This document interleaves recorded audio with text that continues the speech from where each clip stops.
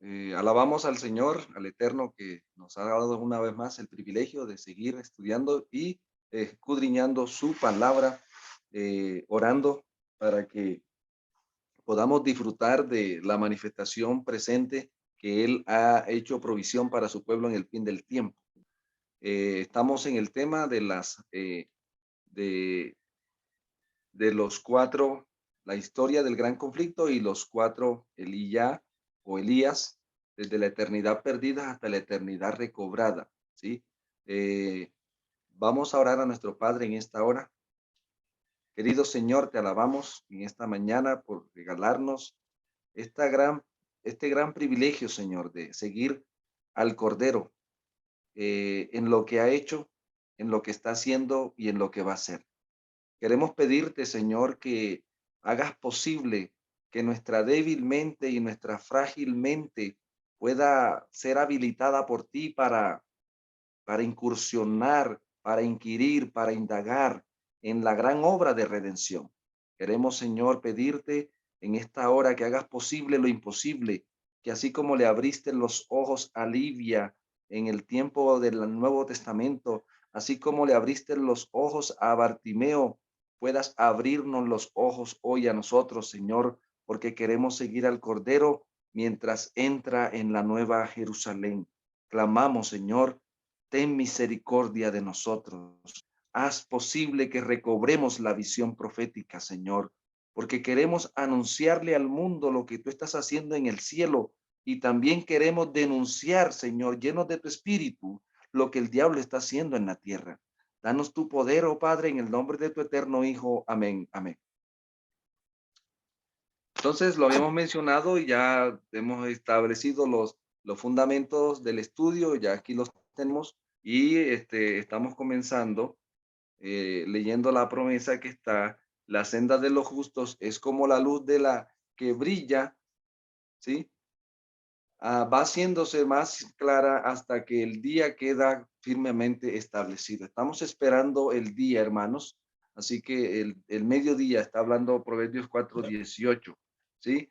Nos insta el Señor, hermanos, a que también tengamos la palabra profética más firme y hacemos bien en estar atentos, que es lo que hemos estado haciendo en este estudio, estar atentos a la palabra profética como a una antorcha que alumbra en este lugar oscuro. Así que el espíritu profecía nos anima, hermanos, ¿sí? Eh, Grandes verdades bajo la basura, grandes verdades han sido enterradas, eh, ¿sí? Bajo el sofisma del error, pero serán descubiertas por el qué, por el escudriñador diligente, ¿sí? El escudriñador diligente.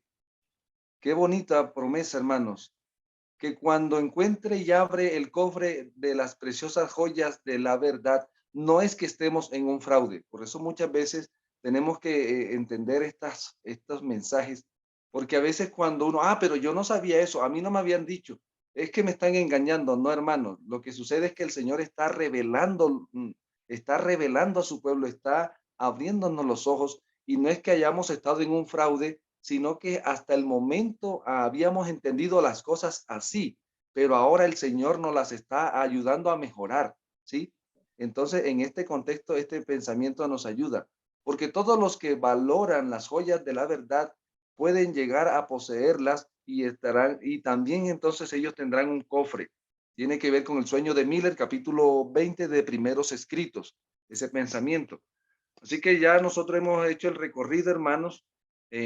Vamos a sentarnos en esta ocasión en la parte final, ¿sí? En la parte final recorrimos estos estudios en esta semana que estamos terminando. Segundo, ahí tenemos. eh, Tercer tramo, todo lo que ha sucedido en el gran conflicto, hermanos, es un laboratorio, es una escuela, es una mina, lo que ha sucedido, lo que dice Eclesiastés 1:9, qué es lo que fue, lo mismo que será, qué es lo que ha sido hecho, lo mismo se hará y no hay nada nuevo debajo del sol, ¿verdad? Entonces aquí tenemos, centrándonos en este tramo, desde Moisés a Elías. Ya lo habíamos mencionado, entonces tenemos aquí el primer Elías, los cuartos hijos. Y aquí quiero resaltar algo, hermano, de lo que una conclusión que he podido entender del estudio. Nosotros estamos mirando esto de la manifestación de la presencia divina a la manera de Elías, ¿sí? De la manera de Elías, lo que dice en el libro de Malaquías 4:4, ahorita lo vamos a mirar, ¿sí? Esta manifestación, vamos a mirarla aquí en esta parte para que la miremos en el contexto. Por aquí la logré escribir. En este caso, ahorita nos devolvemos, voy aquí adelante, para que revisemos esta parte importante. Esto, la dinámica de la profecía de Malaquías, de la manifestación a la manera de Eliyahu. Los judíos pensaban que el Señor iba a enviar literalmente a Elías. Y por eso los discípulos una ocasión le preguntaron al Señor, cuando Él les habló de los eventos finales, dijo, Señor, pero Elías tiene que venir primero, porque ellos habían literalizado la profecía que hablaba Malaquías, la habían literalizado de que iba a venir Elías otra vez. Pero cuando el Señor les dice, Elías ya vino, ¿y a quién se estaba refiriendo? Elías, ¿a quién se estaba refiriendo? Al ministerio profético de Johanán el Inmersor, como dice la Biblia israelita nazarena. ¿Sí? Entonces, lo que estaba diciendo la profecía era que iba a haber una manifestación de la presencia divina a la manera como se manifestó en Elías. ¿Sí? ¿Canta?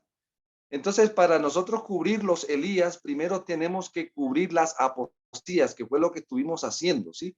Porque los Elías, la manifestación de Dios a través de a la manera como se manifestó en el ministerio del profeta Elías, se manifiesta en medio de una apostasía. Entonces, vamos a preguntarnos, ¿qué es primero?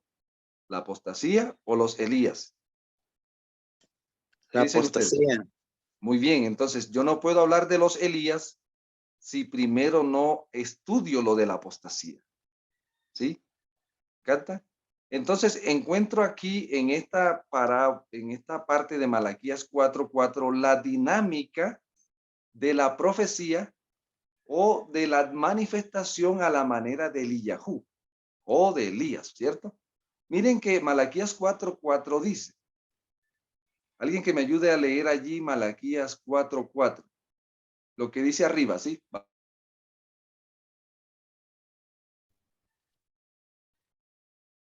Primera revelación reciente del tiempo profético activo. Vamos a mirar lo que dice Malaquías 4:4. Malaquías 4:4 está mostrando la revelación reciente del tiempo profético activo de ese tiempo. Ajá. Entonces, Malaquías 4:4 dice, acuérdense de la Torá de mi servidor, ¿quién? Moisés, a quien le encargué en Horeb leyes y reglas para todo Israel. ¿Sí? Noten esta parte importante entonces, hay un pronunciamiento directo de la revelación reciente activa. ¿Cuál era la revelación reciente activa en el tiempo que está profetizando Malaquías? La Torá. Muy bien, esa es la revelación presente activa. Entonces, captan ahora el versículo siguiente, miren lo que dice. Él promete una manifestación presente del tiempo profético activo. En este caso, ¿qué dice el verso 5? Dice, miren, yo les enviaré al profeta Elías. Muy bien. Entonces, ¿qué es entonces noten, aquí encontramos lo que son los padres proféticos y los hijos proféticos. ¿Quién es el padre profético en este tramo activo de la obra redentora? Moisés. Moisés, muy bien. Moisés es el padre profético de este tramo. ¿Y quiénes son los hijos proféticos? Elías. Muy bien, los Elías. Los Elías son los hijos. Una generación profética está compuesta por los padres proféticos y los hijos proféticos. Eso lo vamos a entender, hermano, cuando leamos Mateo, porque mucha gente se enreda allá con Mateo cuando dice, no pasará esta generación. Y usted tiene que entender que está hablando del sermón profético y está hablando de qué? Del sermón profético, por lo tanto está citando una generación profética. No es una generación física, una generación natural, es una generación profética que está compuesta por padres e hijos. Entonces, juicio, después en el Malaquías aparece el número 3, hermano, ¿qué dice? Juicio inminente del tiempo profético. Muy bien. Actístico. Entonces, la profecía, la dinámica de la profecía de Malaquía, de la manifestación a la manera de Eliyahu, entonces noten que hay un juicio inminente del tiempo profético activo, que lo declara antes del terrible y tremendo día de ¿qué? De Yahweh. De Entonces, Yahweh. vamos a mirar la secuencia. Están los padres proféticos, ¿ya? Viene una apostasía, o sea, los hijos están separados de los padres por una apostasía. Entonces, el Señor levanta a los hijos proféticos que restauran, ¿sí? Los padres aperturan, los hijos clausuran. Los padres levantan el altar, la apostasía derriba el altar y los hijos reedifican el altar y el padre derrama la presencia otra vez, ¿sí? Antes del terrible y tremendo día de ¿qué? De Yahweh. Ahora, ¿cuál es el ministerio, cuál es la misión de la manifestación divina a la manera de los Elías? ¿Quién lee el 4, hermanos? Obra y misión de empadronamiento profético. Hermano, esto es aquí interesante. ¿Qué es esto, hermano? Aquí usted está escuchando algunas frases, esos son viejas verdades con nuevos enfoques, ¿no? Y no es porque yo me lo he propuesto hacer, pero sino porque lo entiendo de esta manera y de esta manera lo comparto y yo creo que usted también lo puede entender. Obra y misión de empadronamiento profético. ¿Qué significa, hermanos? Que la manifestación del Eterno a la manera como se manifiesta, a la manera de Elías, ¿sí? ¿Qué es lo que hace la obra del Elías? Hay un empadronamiento espiritual. O sea, cuando el Señor se manifiesta a la manera, se manifiesta ¿en quién se va a manifestar a la manera de Elías, hermano? ¿En los padres o en los hijos?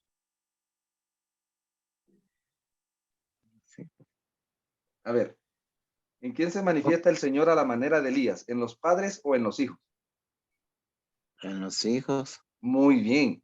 Entonces ahí encontramos esto. ¿Qué es lo que va a ser la manifestación del empoderamiento divino? Aquí estamos hablando del empadronamiento. ¿Qué es empadronar? Los hijos buscan ¿a quién? Los hijos buscan a su padre. Los hijos buscan a su padre. ¿Se acuerdan de la propaganda? Los niños buscan su hogar. Bueno, la manifestación divina, la manera de Elías, lo que va a hacer es esto. Mire, léalo por favor. Alguien que me ayude el verso 6. Ya dice, reconciliará a los padres con los hijos y a los hijos con los padres. Miren la palabra, hermanos. ¿Reconciliará a quién? A los padres proféticos. ¿Con Con los, quiénes? con los hijos Con los proféticos. hijos proféticos. Noten que no dice a los hijos con los padres, dice a los padres con los hijos y a los hijos, porque los hijos vuelven a la fe de quién? De los padres. Vuelven a la fe de los padres. Entonces hay un empadronamiento, porque también los hijos, los que rechazan esa manifestación divina, terminan siendo hijos de quién, hermanos. Si Yahweh es Dios, servirle. Y si Baal es Dios, id en pos de él. ¿Qué es lo que está haciendo ahí, hermano? ¿Qué es esa declaración que dijo el profeta en el Monte Carmelo? ¿Sí? Si Yahweh es Elohim, servirle. ¿Sí? Y si Baal es el Elohim, entonces vayan detrás de Baal. ¿Qué es lo que está haciendo el mensaje de Elías en el Monte Carmelo? Empadronar, porque los hijos de Baal ahora son Satanás queda desenmascarado, pues, queda desenmascarado, ¿sí? Y ahora los que creíamos que eran hijos, ahora son hijos del diablo, se divide, hay un empadronamiento porque los que son hijos del remanente fiel buscan, ¿sí?, a los padres proféticos, y los que son hijos del diablo buscan a su padre. Por eso cuando vino nuestro Señor también podemos ver, vosotros sois de vuestro padre el diablo, dijo el Señor en Juan 8, porque hay un empadronamiento, ¿sí? Eso es lo que conocemos. Entonces, en ese tramo, ¿por qué hay un empadronamiento? Porque cada persona tiene que tomar decisiones porque se está cerrando un ciclo. Se está cerrando un ciclo de la historia. Entonces, hay un empadronamiento. Es importante esta parte. Ahora noten, ¿qué va a pasar luego de ese empadronamiento cuando ya los hijos proféticos se unen al Señor y los hijos del diablo se unen al diablo, quedan divididos los dos grupos? ¿Qué va a pasar? ¿Qué termina el texto, hermanos? Para que cuando yo venga no azote la tierra con total destrucción. Entonces, ¿qué es lo que anuncian allí? El día grande de Yahweh trae ¿qué? Un juicio. Un juicio. Entonces, ahora sí, nosotros miramos, entonces ya tenemos el panorama de esta dinámica, los padres proféticos, viene la apostasía, y vienen los hijos, y entonces hay un juicio, y es lo que hemos estado viendo, esa dinámica a través de la historia. Entonces, pregunta, hermanos, el grande día de Yahweh, el terrible, tremendo día de Yahweh, ¿sí? En este caso, estamos hablando aquí del segundo Elías, ¿sí? Estamos hablando del segundo Elías. ¿A qué hacía relación esta profecía de Malaquías de una manera, de un cumplimiento profético parcial? ¿A la destrucción de qué? De Jerusalén. De Jerusalén, exactamente. Entonces, Jerusalén, por eso se convierte en un tipo del grande día de Yahweh que estamos esperando para el fin del tiempo, en el fin del tiempo. ¿Estamos? ¿Canta? Entonces, por eso es que la historia cíclica. Entonces, aquí miramos, por ejemplo, en este tramo, hablando de la caída de Samaria, es una manifestación del grande día de Yahweh. La caída de Jerusalén es una manifestación del grande día de Yahweh. Entonces, el ministerio de los Elías están en la clausura. Hay un empadronamiento y los que rechazan el derramamiento de la presencia divina en ese tramo reciben las consecuencias, experimentan los juicios divinos. En este caso, en Jerusalén, allí se va a ver lo que vamos a mirar aquí ya con detalle. ¿Listo? ¿Está claro, hermanos? Entonces, esta profecía de Malaquía, yo la puedo mirar como una manera retrospectiva en la historia, ¿sí? Por ejemplo, yo me voy a este tramo de aquí, hermanos, por ejemplo, ¿sí? Voy a irme a este tramo, en este caso, el grande día de Yahweh, ya lo habíamos mencionado en este caso de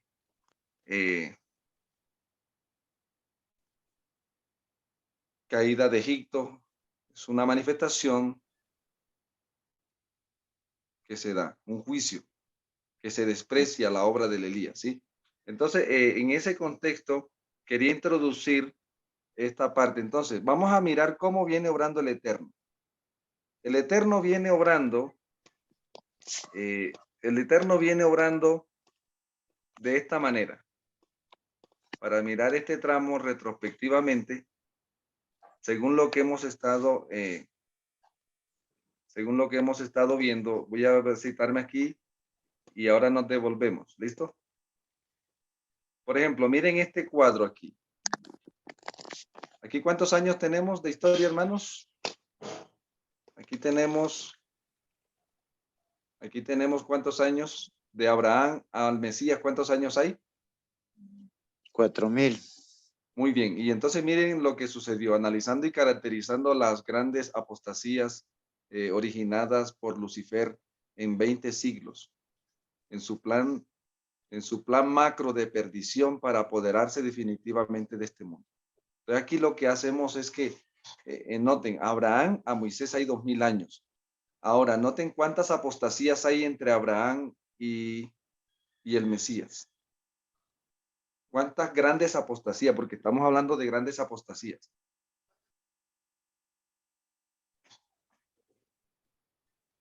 A ver, ayúdenme.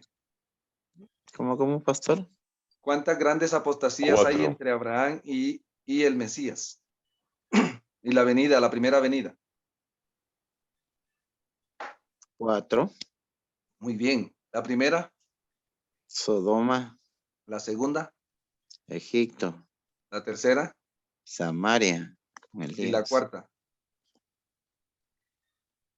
Jerusalén. Entonces usted va a mirar aquí, hermanos, el enemigo tiene un plan de perdición bien montado que lo ha venido haciendo al igual que el Eterno. Miren, el Eterno tiene un plan de salvación bien montado y él lo ha venido desarrollando en la historia de sombras a realidades. Sombras a realidades, ¿sí? El Señor va convirtiendo sombras en realidades proféticas, sombras proféticas en realidades proféticas. Satanás también tiene un plan de perdición bien montado y estas manifestaciones poderosas que han habido del diablo en la tierra son sombras en la ejecución que él lleva de su plan de perdición, porque Satanás tiene un plan bien montado y aquí lo podemos ver así a grosso modo en estos 2000 años, lo que sucedió con Sodoma, lo que hizo en Egipto, lo que hizo en Samaria y lo que hizo en Jerusalén. Entonces noten algo, ¿sí? En este cuadro vamos a darle un poquito zoom aquí, analizar con detalles. Es importante entender este cuadro así, ¿ya? Porque entre Sodoma y Egipto, miren lo que vamos a ver aquí. Lo siguiente.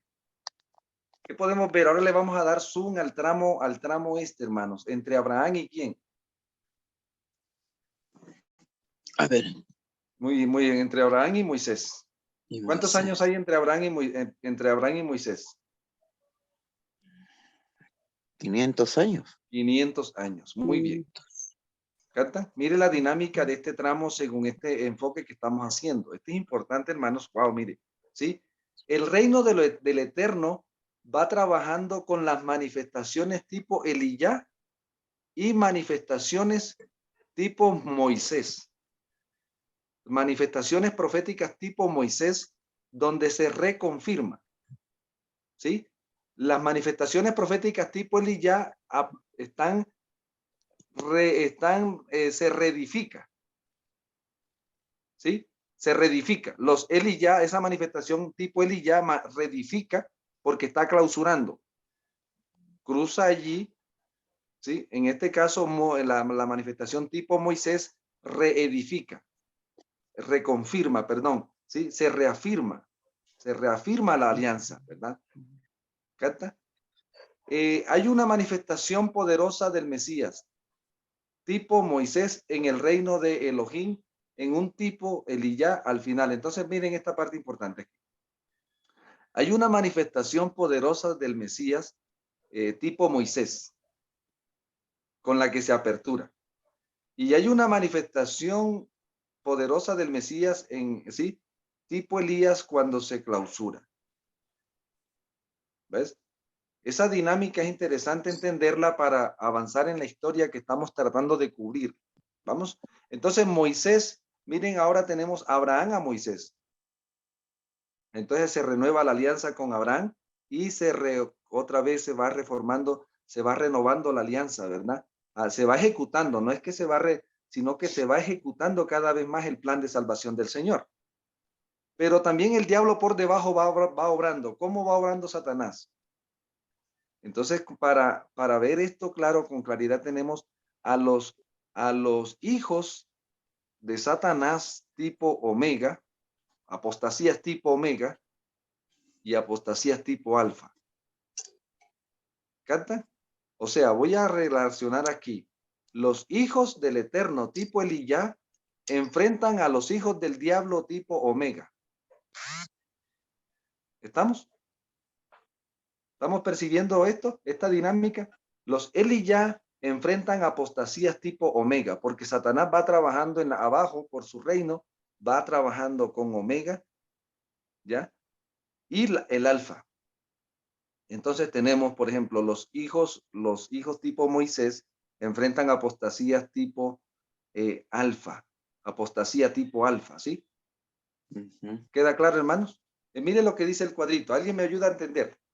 A leer, por favor, lo que dice debajo allí, en el cuadrito, debajo del número 500 años. Hay una manifestación poderosa de Lucifer tipo apostasía alfa al inicio y una apostasía tipo omega al final del tramo en el reino de Satán.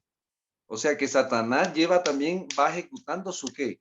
Su plan de perdición. rebelión. Entonces, miren, allí vamos avanzando, por ejemplo, en Egipto, ¿qué hay? Una apostasía tipo omega, ¿cierto? ¿Dónde inició? Después de Sodoma. Después de Sodoma, arranca la apostasía alfa de ese tramo porque están los hijos alfa y finalmente están los hijos omegas. ¿Estamos?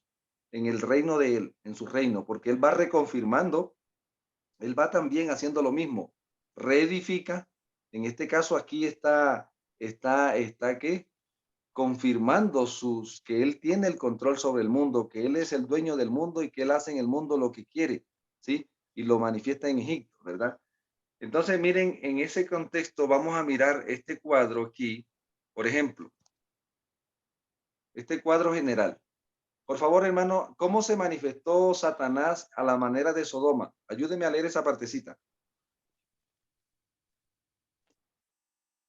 En Sodoma, ahí la partecita que dice Sodoma, ayúdeme a leer, alguien que me ayude a leer. No dice. ¿Sí se lee, no? Ahí a Sodoma dice, paganismo, ¿se borró? Sí.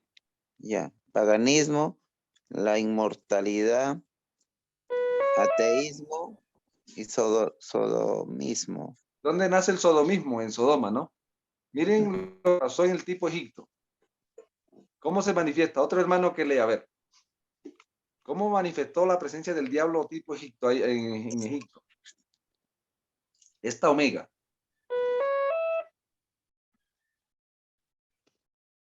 ¿Sí? ¿La pueden ver ahí? Sí, sí pasó. Léala pues. Esclavitud, paganismo, la inmortalidad y ateísmo. Muy bien. Vamos a la de Samaria. Paganismo, presunción, rebelión, violencia, poder despótico. Muy bien. Y la de tipo Jerusalén. Presunción, rebelión sutil, poder despótico, legalismo y fanatismo. Entonces noten, hermanos, aquí encontramos que estas cosas son sombras proféticas. Nosotros hoy estamos enfrentando en el mundo en el que vivimos la manifestación antitípica de estas apostasías. Por eso encontramos hoy lo que se llama la Gran Babilonia, porque la viene construyendo desde antes del diluvio. Satanás viene trabajando este proyecto que hoy se está materializando en el mundo. O sea, en la agenda que hoy estamos viendo, lo que estamos viendo con nuestros ojos en el mundo, no es algo que el diablo se lo propuso en el fin del tiempo. Hermanos, es algo que él ya tenía en su plan. ¿Sí? Lo está ejecutando. Por eso hoy encontramos en el mundo la manifestación de estas apostasías. Bueno, digamos, hermanos, en este caso, de estas grandes apostasías. Por ejemplo, ¿usted iría a Sodoma? Bueno, ahí está reuniendo un grupo de personas en ese lugar, ¿cierto? El sodomismo, como está sucediendo hoy. Egipto, no, yo para allá no cojo. Samaria, no, yo tampoco. Mejor como que me quedo en Jerusalén. Ah, bueno, para ti también tengo algo. Aquí tengo una Jerusalén. ¿Sí? ¿Canta? Cómo el enemigo tiene diferentes ofertas para diferentes clases de personas y logra tener el control, ¿sí? En ese contexto, ¿verdad? Así que en este caso, hermanos, cuando vamos, perdón, cuando vemos este cuadro general, aquí tenemos entonces este cuadro general, el segundo Elías. vamos a lo particular. ¿Sí? Los quintos hijos del Eterno enfrentan a cuáles hijos, hermanos, de la rebelión.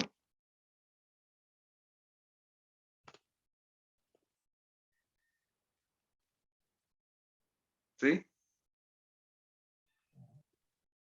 ¿Sí están viendo allí? Por favor, me comunica. Sí. Ya lo hemos estado viendo, ¿listo? Entonces aquí tenemos este tramo de los quintos padres, de los cuartos padres del Eterno a los quintos hijos del Eterno. Ellos se enfrentan a los sextos hijos. Los sextos hijos en el reino del Eterno, los quintos hijos en el reino del Eterno enfrentan a los sextos hijos en el reino del diablo. ¿Capta?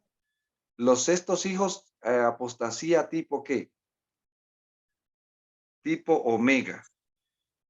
Estamos aquí hablando de Jerusalén y aquí estamos hablando, ya lo habíamos mencionado esta parte que es importante entender. Entonces aquí encontramos el contexto antitípico histórico de la apostasía omega 6, apogeo de los sextos hijos de la apostasía, apogeo. Miren, ahí está entonces el antitipo de lo que pasó en el Monte Carmelo. ¿Qué hace el diablo? En este caso de Jerusalén levanta la apostasía, una apostasía, levanta la apostasía de en la redención, en la revelación, en la adoración y la testificación presente en Jerusalén. Primero. Dos. ¿Qué hizo más en el tiempo de Jerusalén? Allá puso levitas, puso cojenes, no levitas. Acá, en el fin del tiempo, Roma había controlado la cuestión del templo, ¿cierto? Porque Herodes les ayudó a construir el templo a los judíos y ahora Herodes se sentía con derecho sobre quién, sobre el templo. Hizo el tercero, oscurecen que la revelación presente del gran profeta Apertura. En este tramo histórico, ¿cuál es, hermanos? La revelación presente del profeta que Apertura, ¿cuál es? Moisés. ¿Sí? Entonces, y es una apostasía tipo omega, ¿ves? Porque hablaban de Moisés, pero no hacían nada de lo que Moisés había dicho que se hiciera, ¿sí? Y tenían a Moisés como como una reliquia, como alguien que le daba prestigio para mantenerse en el poder. Aquí se usaban la fe como medio para mantenerse en el poder. ¿Qué más? Lo mismo que pasó allá, hermano. ¿Qué es lo que fue? Lo mismo que pasó. Se hizo al culto popular vacío, un culto vacío, porque le daba estatus, ¿sí? Para que, yo digo, tengo un dicho, hermano, miren, para que en el país de los ciegos el tuerto es rey, dicen en la costa. En el país de los ciegos el tuerto es rey. Para que los tuertos gobiernen, el pueblo tiene que ser ciego. ¿Sí? En el país de los ciegos el tuerto es rey. Para que los tuertos gobiernen, ¿cómo tiene que ser el pueblo? Ciego. ¿Estamos? Entonces aquí usa el mismo patrón, mire, usa la ignorancia, ¿ves? Se hizo el culto popular vacío porque le daba estatus. Las dos tribus rebeldes sostienen la apostasía final del reino del sur. Ahora, allá eran 10 tribus, acá son 2. Perdieron la visión profética como pueblo y la misión profética que tenían, porque Jerusalén tenía una visión y tenía una visión profética y tenía una misión profética y esa visión se pierde. Entonces dice el 8, le echan la culpa de la cosecha que están recibiendo, de la cosecha de maldición al siervo en el que se está manifestando el Espíritu Santo. Eso se pasó en Jerusalén cuando el profeta Juan el Bautista, ¿sí? Tú estás aquí perturbando, ¿ves? Y entonces viene, ¿cuántos años de apostasía hay allí, hermanos? El contexto del segundo Elías. 400 años de apostasía. Vemos aquí algo muy parecido de lo que pasó entre Abraham, en Egipto. ¿Cuántos años hubieron? 400 años. Por eso Jerusalén termina convirtiéndose en un Egipto. Pregunta, hermano, ¿dónde murió el Cordero Pascual? Allá, ¿cuándo murió? En Egipto, ¿cierto? ¿Dónde murió el verdadero Cordero? En ese contexto, Jerusalén termina convirtiéndose en un Egipto, ¿sí? Entonces noten, una gran ciudad se construye en rebelión. O sea, una gran ciudad es un proyecto que se construye en rebelión con la revelación reciente y contra la manifestación presente. Eso se llama una gran ciudad. Pero noten que aquí estamos hablando de la apostasía tipo Omega. Esta rebelión no es que estén en contra de, están en lugar de, no están en contra de Moisés, sino que se colocaron en lugar de Moisés, pero no tenían el mismo espíritu que tenía ¿quién? Que tenía Moisés, ¿sí? Entonces se construye con relación a la revelación reciente y contra la manifestación presente. Juan, tú no tienes permiso para predicar aquí, ¿sí? Miren cómo empieza a manifestarse la apostasía Omega. Monopolizan la fe. Hay una manifestación de monopolio espiritual, ¿sí? Juan, no tienes credencial. Tú te le tocó predicar ¿en dónde? ¿Dónde le tocó abrir a Juan la iglesia, hermanos?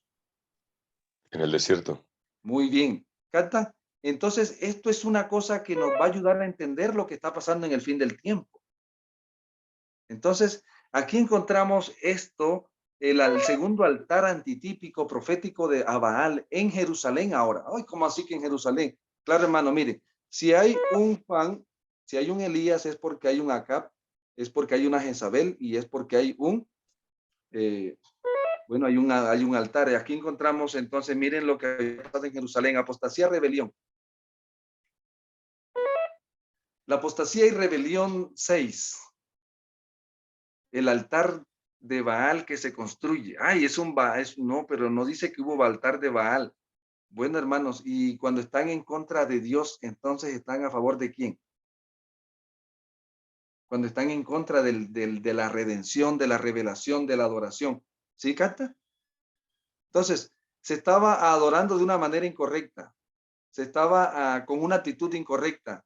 El templo se volvió un negocio. Miren cómo esta apostasía es una cosa, esta apostasía es una apostasía atípica, diferente a las que han sucedido en la historia. En el tiempo ¿sí? Todo esto una maldición se estaba viniendo sobre Jerusalén porque habían perdido la visión y la misión, ¿sí? Entonces Lucifer aquí manifestó lo que puede lograr sobre el pueblo remanente cuando este permite que se pervierta, ¿qué cosa, hermanos? 4 elementos importantes: la adoración, la testificación, la revelación y la ¿qué? Y la manifestación. Hay un altar allí, ¿por qué? ¿Dónde había juego? ¿Dónde iba a escuchar la gente en los sermones, hermano? ¿Al desierto o a la sinagoga? ¿Dónde estaba el juego del Eterno? En el desierto. Muy bien, se pegaban y teniendo sinagogas ahí a la vuelta, preferían ir al desierto porque en la sinagoga ya no había, ¿qué, hermanos? Ya no había el juego de la presencia divina, ¿cierto? Entonces aquí tenemos el segundo Eliyá, los quintos hijos de la redención. Antitipo histórico de la apostasía del segundo altar de Baal. Miren lo que sucedió. Por favor, ayúdenme a leer de abajo hacia arriba. ¿Cuál es el antitipo de Samaria? Abajo. Por favor, donde dice ve, ciudad rebelde. En este caso del primer Elías, ¿cuál era la ciudad? ¿Sí? ¿Están ahí o no?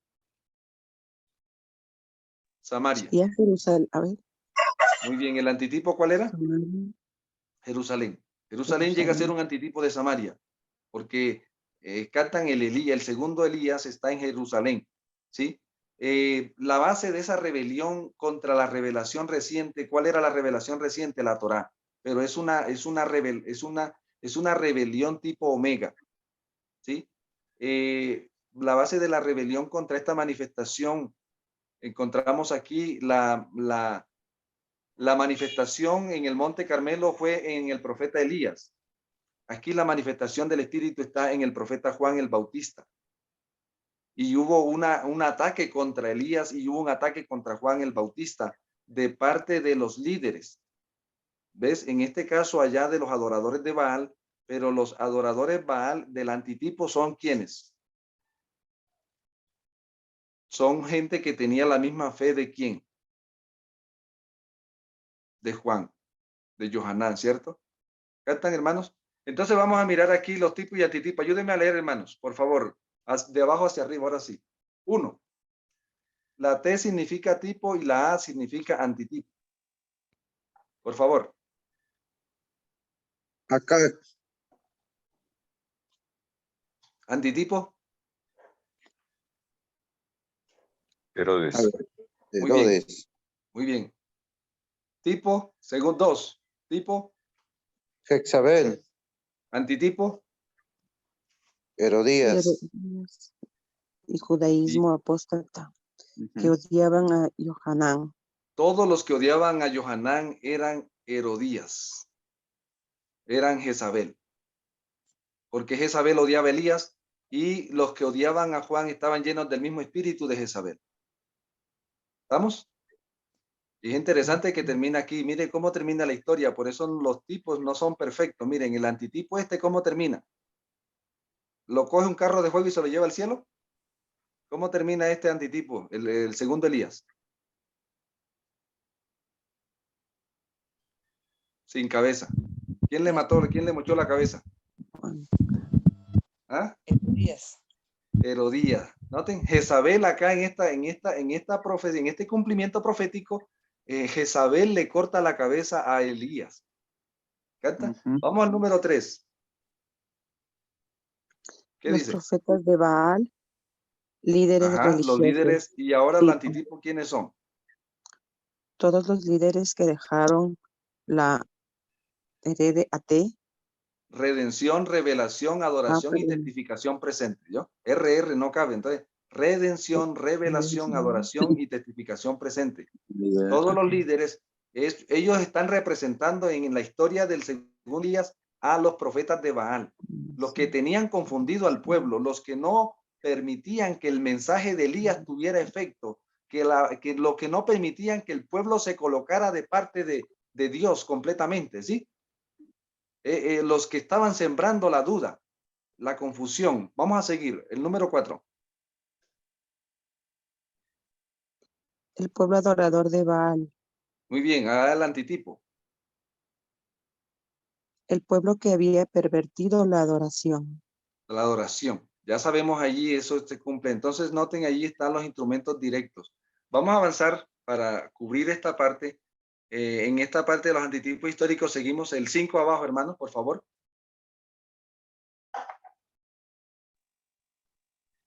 Altar activo levantado adorando a Baal.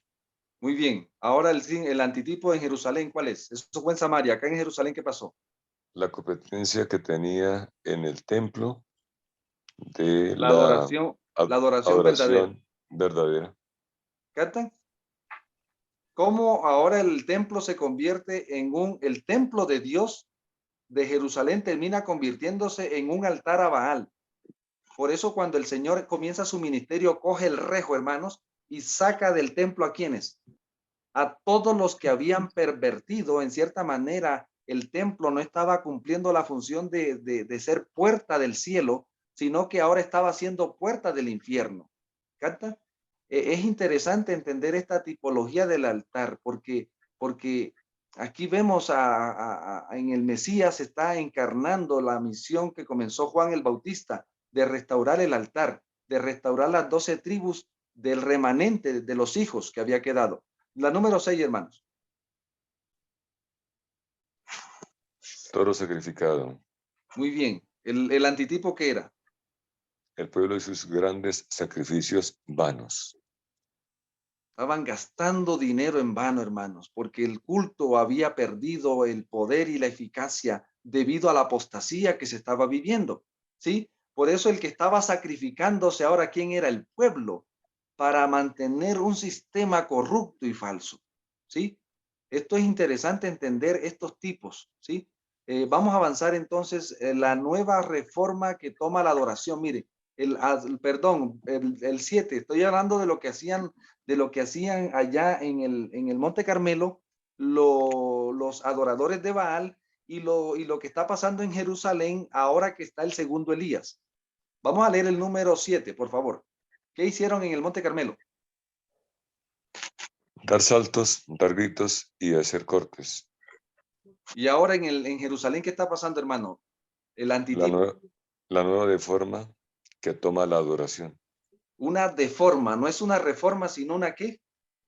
Porque el templo está siendo usado con otros propósitos humanos, egoístas y terrenales y diabólicos y perversos, ¿sí? Entonces noten lo que sucedió finalmente en la parte 8, ¿sí? El tipo. Invocación sin respuesta, no hubo fuego celestial. No hubo fuego divino. Y en el antitipo. Una piedad inútil, vacía y sin frutos genuinos. ¿Captan? Se había perdido el fuego de la presencia divina, hermanos.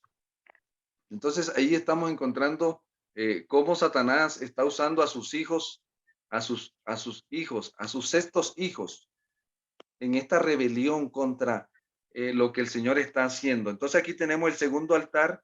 El segundo altar lo tenemos aquí, que reconstruye Juan el Bautista. Aquí encontramos, reconstruye la redención presente. Se reconstruyen la adoración presente hacia el templo. Juan el Bautista ahora quiere, estamos hablando aquí de la obra del Bautista, el cumplimiento, porque ya aquí estamos hablando que ahora ellos debían adorar hacia el templo. Ahora debían adorar hacia dónde, hermanos, en el tiempo de Juan el Bautista. ¿A quién debían adorar?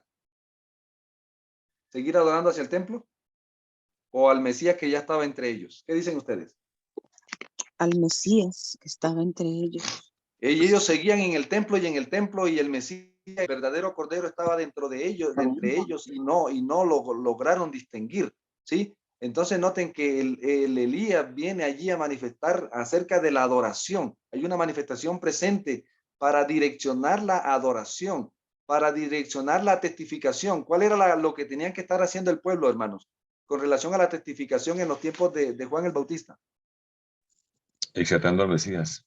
Señalándole al Mesías al mundo, porque para eso Dios los había levantado y para eso los había bendecido y prosperado, para hablar de la primera venida del Mesías, y que ya no era una profecía, sino un qué, una realidad, ¿sí? Y la revelación presente. ¿Cuál era la revelación presente, hermano? Darle una verdadera interpretación a la revelación reciente. ¿Cuál era? La presente en ese tiempo, la del profeta que desde Moisés, Antiguo Testamento. ¿Capta? Y el agua y el fuego. Amén. ¿Ustedes pueden ver la diferencia, hermanos, entre este altar y el otro? Entre este altar que hay. Acá no hay agua, ¿cierto? En el altar de Baal no hay qué. En el altar de Baal no hay agua, hermanos. Pero en el altar de Elías sí hay qué. En el altar de Elías sí hay agua. ¿Cuántos cántaros de agua? 12. Y hay fuego. ¿Qué hizo la diferencia? Usted analiza qué diferencia hay entre el altar de Baal y el altar. Lo que hizo la diferencia en cierta manera fue el agua, porque todos los demás tenían igual. Porque si no hay agua, no hay fuego, ¿cierto? Entonces, hermanos queridos, el Eterno nos está llamando hoy de una manera especial, hermanos. Perdón aquí que no me está fregando la presentación. Un momento. Entonces aquí tenemos ya la parte final. La parte final, ¿cierto? De lo que fue el altar de Elías.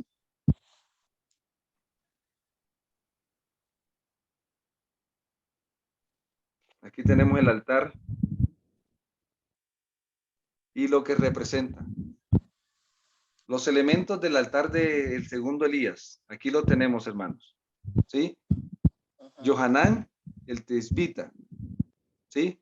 Allí tenemos a Elías en el tipo y el antitipo. Sí, lo mismo que estamos viendo ahora en el tema aquí, esta sección. el pueblo se le une, ¿verdad? Allí tenemos lo que sucedió para que hubiese el derramamiento del Espíritu que hubo en los tiempos de el profeta Juan. En este caso, Johanán el inmersor y Yahshua, nuestro Salvador, que comienza, y los 12 apóstoles. El tipo, dice el pueblo de Israel de la gran alianza del atrio, 2, y el antitipo, el Israel de la gran alianza que cierra. ¿Sí? Los hijos, ahora están aquí los padres y los hijos. Avanzando, entonces tenemos aquí el tipo, el altar destruido, derribado y reconstruido. Entonces el antitipo, Juan el Bautista, al altar de la verdad presente que tenía destruido al pueblo remanente, obra que la hizo Juan, reconstruye el altar de la verdad. La leña, ¿qué representa la leña, hermanos? El 4, el antitipo, las dificultades y angustias y pruebas presentes que tenían que llevar los hijos por causa de la palabra. La leña representa pruebas por causa de la palabra. En el altar de Dios, en el altar de Dios, la leña representa dificultades y angustias y pruebas por causa de la palabra. La leña en el altar de Baal representa dificultades y angustias por ausencia de la palabra. ¿Sí? Es interesante ver esas diferencias. Cuando yo sufro por causa de la palabra, y ¿por qué son por qué representa la leña las angustias?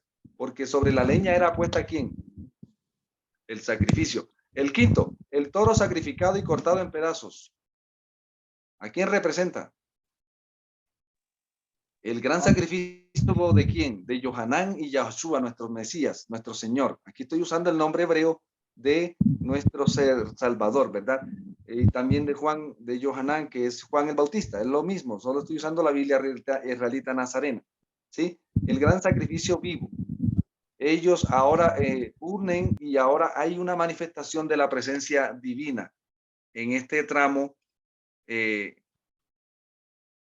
este tramo, entonces, tenemos finalmente los cántaros de agua, que representa tipo, y ya el antitipo, la purificación completa sobre el mensajero y el mensaje. El agua cayó sobre el sacrificio y sobre el altar. El sacrificio representa a nosotros, hermanos, ¿sí? Y el altar representa las verdades sobre las cuales debemos estar nosotros, ¿sí?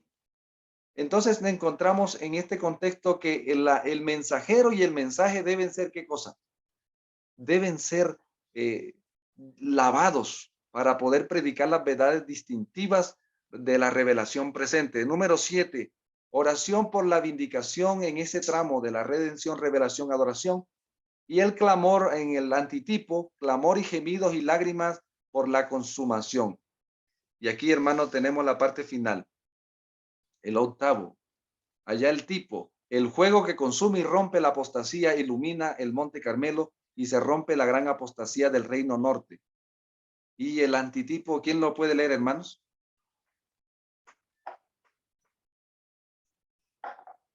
Ahí lo tienen, el 8. Hola. El poder que descendió sobre Johanán y Joshua, que rompió la apostasía del reino sur y alumbró el monte Sión terrenal. Amén. El ministerio con poder de Johanán y ¿quién? Y Joshua. Entonces, ¿cómo se cumple de una manera antitípica en el segundo Elías lo que pasó en el monte Carmelo? Apreciados hermanos, el Señor está llamándonos en esta hora a reconstruir como los Elías, las 4 bases, ¿sí? Tenemos, hermanos, el llamado divino para que en este tiempo, como reformadores, hagamos la reforma de una manera correcta, con una actitud correcta, en un lugar correcto y en un tiempo correcto. Esto nos puede ayudar no solamente a adorar correctamente, con la actitud correcta, en el lugar correcto y hacia el lugar correcto. Esta fórmula es la fórmula que el Señor quiere que nosotros ejecutemos para que el fuego divino sea derramado sobre la iglesia hoy, hermanos. Amén. Muchas personas quieren hacer la reforma de una manera incorrecta. Quieren hacer la reforma con una actitud incorrecta, en un lugar incorrecto. Muchos se quieren ir de la iglesia. Este no es el tiempo para irnos, hermanos. Este es un tiempo para colocarnos de parte del Eterno, hermanos, como lo hizo Elías. No es un tiempo para que Elías salga corriendo, huyendo, o como Juan el Bautista. Ellos no corrieron, enfrentaron lo que en ese tiempo tenían que enfrentar en el nombre del Señor, con la actitud correcta, en el lugar correcto y en el tiempo que correcto. Hacer lo otro equivale a qué? Manera incorrecta, actitud incorrecta, lugar incorrecto, en el tiempo incorrecto, ¿qué cosa? Apostasía. Maldición.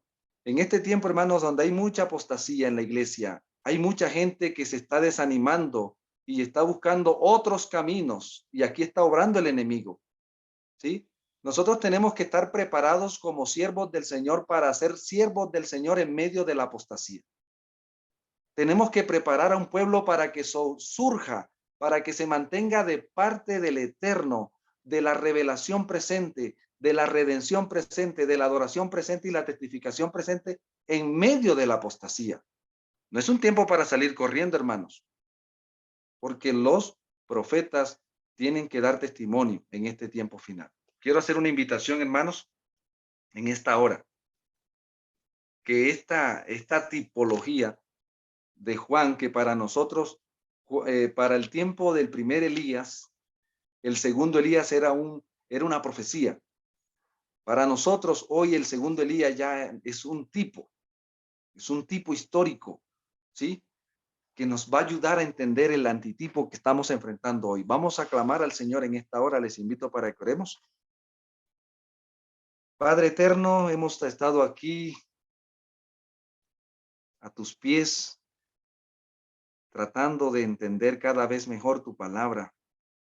Grande es el desafío que tenemos, Señor. Y el tiempo es corto, porque el juicio anunciado en tu palabra sobre el tiempo en el que vivimos es inminente. Padre celestial, ten misericordia de nosotros. Por eso nos refugiamos y buscamos, Señor, en ti esa seguridad y esa salvación, porque tú nos esconderás en tu pabellón. Padre eterno, ten misericordia de nosotros, porque no queremos ser destruidos con el mundo. Queremos ser salvos por la mano poderosa tuya y tu mano prodigiosa. Clamamos para que tú nos llenes del espíritu con que llenaste a tus siervos en el monte Carmelo, del espíritu con que llenaste a tus siervos en el tiempo de Jerusalén terrenal. Clamamos, Señor, para que nos des esa gallardía, nos des, Señor, esa resiliencia espiritual para mantenernos de parte de ti en medio de no salir corriendo como los cobardes, Señor, sino poder colocarnos de parte tuya, aunque se desplomen los cielos. Y si nos tocó morir, Señor, como lo hizo Juan, por causa de tu palabra, Señor, danos el poder del cielo para que nuestra muerte glorifique tu nombre. Pero, Padre, te pedimos que nos llenes de tu espíritu para poder morir al yo, para poder morir a lo carnal, a lo terrenal, a lo humano, y poder, Señor, decir como Pablo, ya no vivo yo, mas el Mesías vive en mí.